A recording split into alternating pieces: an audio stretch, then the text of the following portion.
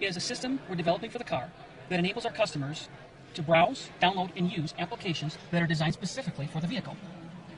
What you can see is when an app is loaded, it creates an icon on the homepage that the customer can use to launch the application and run it. But it all begins here with what we call the Apps app. Now, the Apps app presents a familiar look of media that you can download, browse, and download applications in the car. It remembers the last place you were at. So the last time I was here, I was downloading the Weather Channel. And looking at the Weather Channel, we get a description of what the application is with the option to, normally it would be install or uninstall, but in this case, since I've installed it, I can just launch it from here. I'll back up one page and show you what the actual interface for looking for applications looks like. Right now we've got 5 applications, and they use various elements of vehicle data that we provide to them. 4 of these are audio-based, iHeart, Slacker, TuneIn, and NPR. So they use the vehicle's audio bus and obviously this display to present their information. The Weather Channel does that as well, but it also brings in a lot of data and has another feature that I'll show you. Because the Weather Channel is more of an application that provides large amounts of data, and I'm going to pause right here because we only had 15 minutes of the vehicle power, so I had to recycle the accessory. That's actually to protect us from overdraining the battery, but we're on an inverter right now.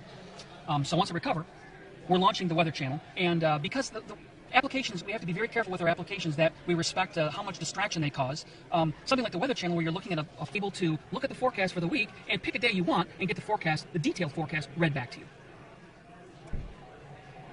So here's the Weather Channel showing us the weather for New York. I'm going to give us a little bit more volume so you can hear it, but let's listen to what the forecast is going to be for the week.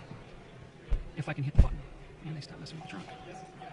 Here is the forecast. Tuesday, March 26th. Temperatures will range from a a high little bit more 42 to a volume. low 39 degrees with mostly cloudy And skies. it's just that Winds will simple. range between It reads off the forecast for the week There is a slight change in or for the day during that week.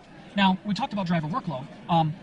One of the other features that the Weather Channel has is, I'm sure most of us are used to seeing, and that's the Doppler radar map. This is the kind of feature that, while it's very compelling and important for the customer, it's not the kind of feature that we really want enabled while the vehicle is driving because it takes too much effort for the driver to be looking at this and studying the weather, looking at the Doppler radar. So this is one of the features that we would restrict or limit while the vehicle's moving. Once it's in park, this feature, all the features that were normally limited would be back and running.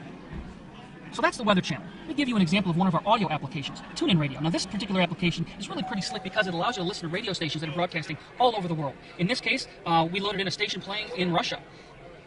All of this interface that you're seeing here is, as I said before, it's designed by the third party that we're partnered with, and we encourage them to make this consistent with the offering that they have in other products. So we don't want a customer to come into a car and see TuneIn specifically designed for this vehicle. We want them to be able to bring their connected life into the car and interact with the app just like they interact with it on their phone or their tablet or their computer. You're able to save favorites here, and those favorites will follow you as you move from vehicle to vehicle and log in with your same account information.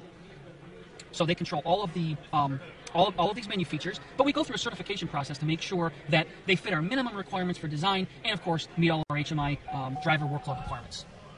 I'd like to talk just briefly about how we bring data into the car. I'm using my cell phone that's paired with the car and uses its mobile hotspot to bring the data in. But at that point, that's where the phone ends. The phone is simply a data pipe to bring the information into the vehicle. Apps are installed from a server onto the IntelliLink radio system, and they run there. When you uninstall them, they get uninstalled from the IntelliLink infotainment system. When you log in to the Apps app with your credentials, you can take those credentials with you to a different car. We could log into this car, download a couple apps, and then take our phone to a different vehicle, pair it with that vehicle. It would remember who I was and download the apps that I had selected in the car. In a nutshell, that's really the application framework. To me, one of the absolute strongest features of this system is that it allows us to enhance a driver's ownership experience. In the old days, it would take us years to go from the drawing board to a vehicle rolling off the assembly line. And if you didn't have the feature in the car at that point, well, too bad, better luck next model year. With this system, whether a car is 6 days old, 6 months old, or even 6 years old, we can continually offer new apps that are relevant, that are current, that are what people are demanding, and make it available through our Apps app, and a customer can download and stay current with those trends and continue to enhance their ownership experience.